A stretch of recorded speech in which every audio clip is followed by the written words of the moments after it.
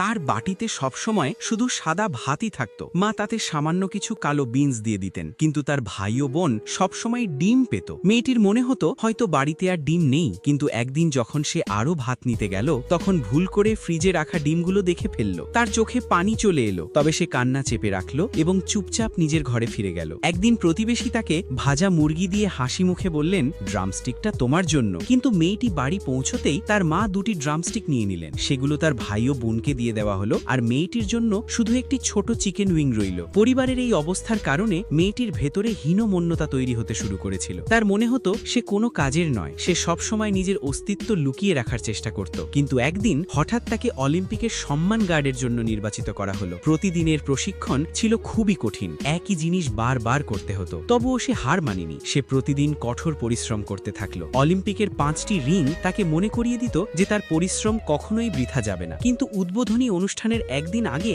Supervisor হঠাৎ তাকে ডেকে বললেন যে তাকে দল থেকে বাদ দেওয়া হয়েছে। কারণ ছিল সে ভালোভাবে মেকআপ করতে পারত না। তাদের মনে হয়েছিল এতে সম্মান গার্ডের ভাবমূর্তি খারাপ হতে পারে। এ কথা শুনে মেয়েটির হৃদয় ভেঙে গেল। তার মনে হলো তার বোনের কারণেই তাকে মেকআপ করতে দেওয়া হচ্ছে না। তাই তার বোনের জন্মদিনে তার জমে থাকা রাগ হঠাৎ বিস্ফোরিত হয়ে বেরিয়ে এলো। যখন তার বাবা মা বললেন যে সে যেন তার বোনের সঙ্গে মিলে মোমবাতি নিভিয়ে দেয়, তখন সে হঠাৎ চিৎকার করে উঠল। কাঁদতে কাঁদতে সে বলল, আমিও ডিম খেতে চাই, আর আমারও এমন একটা জন্মদিন চাই যেটা শুধু আমার হবে। সে জোরে জোরে কাঁদতে লাগলো। তারপর সে বাড়ি থেকে দৌড়ে বেরিয়ে গেল। কিন্তু ঠিক সেই সময় তার জীবনে একটি বড় পরিবর্তন এলো। অলিম্পিক উদ্বোধনী অনুষ্ঠানের রাতে তাকে হঠাৎ আবার ডেকে পাঠানো হলো। তাকে সাময়িকভাবে আবার দলে অন্তর্ভুক্ত করা হলো। যখন তার মুখ টেলিভিশনে দেখানো হলো তখন তার পুরো পরিবার আনন্দে উচ্ছ্বসিত হয়ে উঠল। অনুষ্ঠান শেষে যখন সে বাড়ি ফিরছিল তখন তার বাবা গলির মোড়ে দাঁড়িয়ে তার জন্য অপেক্ষা করছিলেন। দুজন একটি ছোট দোকানের সামনে গিয়ে বসল। চারদিকে খুব শান্ত পরিবেশ ছিল। তারা কেউ কোনো কথা বলল না, কিন্তু একসঙ্গে বসে থাকাতেই যেন তারা শান্তি খুঁজে পেল।